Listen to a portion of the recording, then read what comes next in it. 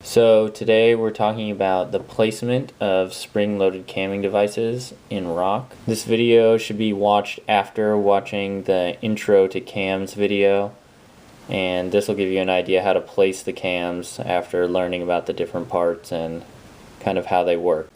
The first thing I want to talk about is the range you should be placing your cams in. So remember, it's between 50 and 90% closed. You can see this one I just placed is about 80 or 85% closed, and you can see that it looks like a pretty solid placement, well within the working range of the cam.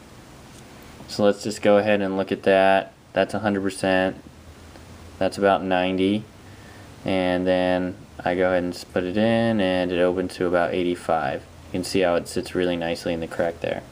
So then I give it a little shake, and that shake is just showing that the cam's not going to walk too far and that it's fairly stable. You can see the rock quality here is okay. It's sandstone, but it looks solid on both sides. A little grainy, but the cam still has a lot of contact area and should still hold. Moving on to the C3, you can see there's actually some dirt in the crack here, which definitely makes it a worse placement. So we're looking for good rock quality and stability, so you can see the grit in there is going to make this cam a little more susceptible to walking back and forth and maybe actually slipping when I pull on it. So you can see it moved a little bit, but still feels pretty solid. I think this is an okay placement. So direction of pull, you'll see that the cam stem is facing downward like it would be if I was lead climbing, and this just means that when I fall, the fall is going to be downward, so the cam should be placed in a way so that the direction of pull is downward. You'll notice that I added a sling to extend this placement.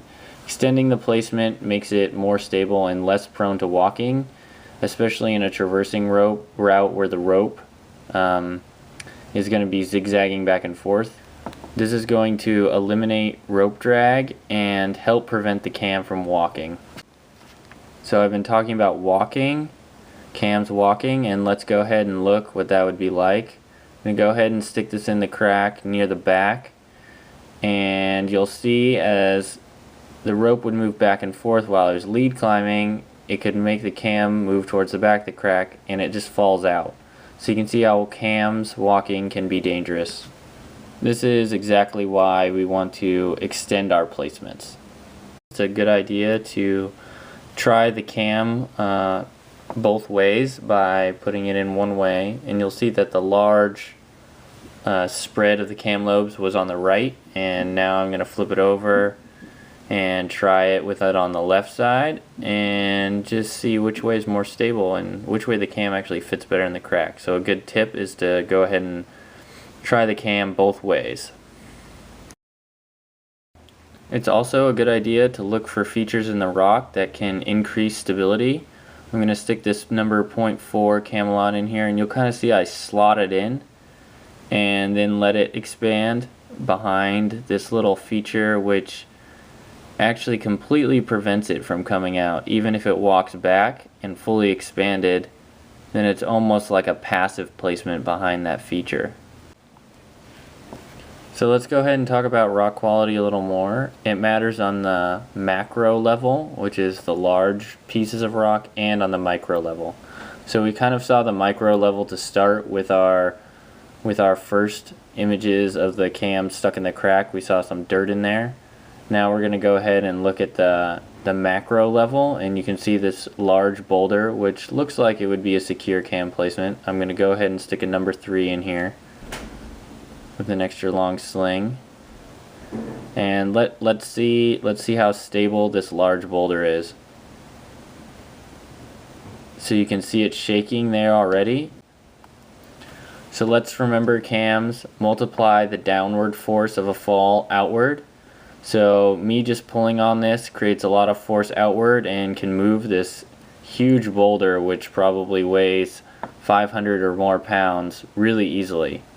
So something to take into account when you're making your cam placements is how much force is going to be applied outward, and is the rock feature I'm placing this cam in going to be able to hold the outward force that the cam's going to apply on it. Let's just review. So for a good cam placement, we're looking for it being placed between 50 and 90% closed. We want good rock quality on the macro level, the large level, and the micro level, the little rock crystals itself. We're looking for the correct direction of pull. We want it to be stable and have good contact with the rock, and we want to extend our placements. Some tips for good placements are going to be try flipping the cam over, look for rock features that are going to increase stability, check that the lobes aren't seated up on any microcrystals in the rock itself, and kind of just find where the cam wants to sit by testing it and wiggling it back and forth a little bit. That's it for this basic video on cam placements. We'll be having more videos like this in the future, so check back, subscribe to the channel, and check out the blog.